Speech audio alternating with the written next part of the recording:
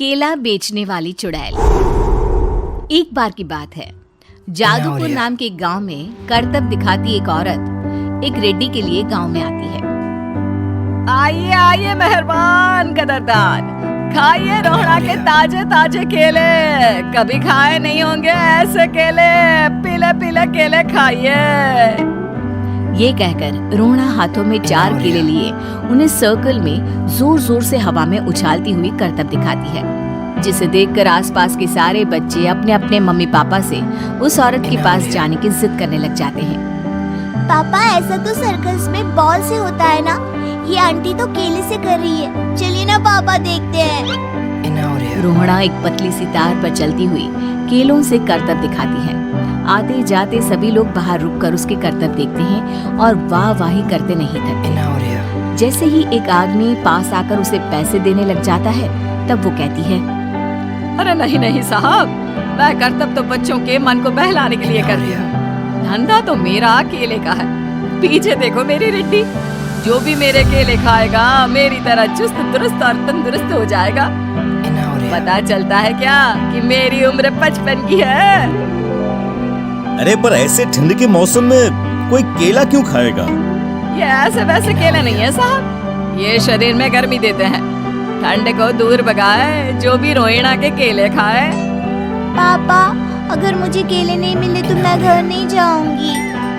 तभी उसके पापा कहते हैं कि बेटा केले ठंड में कभी गर्मी नहीं देते, ये सब कहने की बातें हैं, सामान बेचने का तरीका है इनका। पर पिंकी नहीं मानती। मैं केले खाऊंगी। पिंकी की जिद के आगे नत्थू हार जाता है और उसे केले खरीद कर दे देता है। पिंकी खुश होकर केले घर ले आकर खाती है। अब मैं भी करतब करूंगी, कितना मजा आएगा, जादुई केले। पिंकी पहला केला खत्म भी नहीं करती कि वो बेहोश हो जाती है। दूसरे केले से एक काला धुआं आता है और रोहड़ा चुड़ैल बनकर बाहर निकल आती है। मेरे क्या केले बच्चे न खाए, ऐसा हो ही नहीं सकता। जादूपुर वालों, कब तक बचोगे? आ गई हूँ मैं रोहड़ा, जिसका कोई नहीं कर सकता सामना। रोहड़ा पिंकी को गोद में उठाकर काले धुएं में कहीं गायब हो जाती है। शाम के वक्त नत्थू घर लौटता है और पिंकी को घर में ना पाकर उसकी माँ से कहता है, माँ पिंकी कहाँ है? अरे बेटा, उसे तो तू सुबह करतब दिखाने ले गया था ना, फिर कहाँ वापस आए तुम दोनों? मुझे लगा तू उसे अपने साथ मंडी ले गया होगा। हे भगवान, मेरी बच्ची कहाँ गई?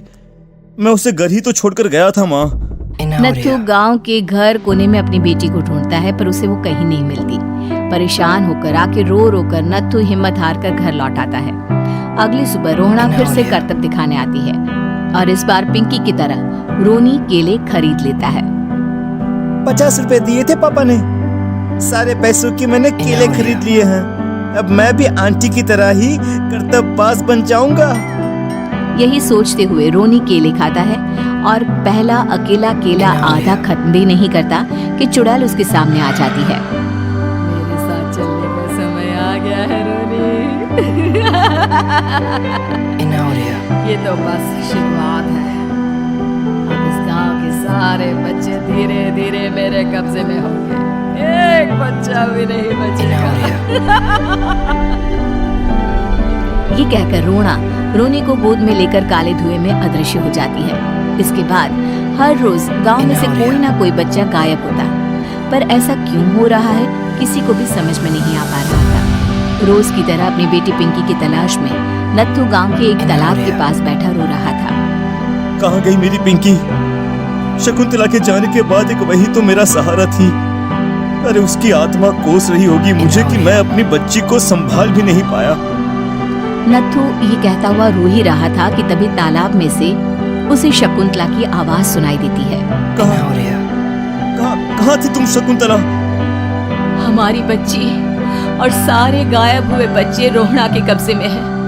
वो बच्चों को जो केले देती है उससे बच्चे बेहोश हो जाते हैं और उसके कब्जे में आ जाते हैं और वो उन्हें ले जाकर काली दुनिया में ले जाती है।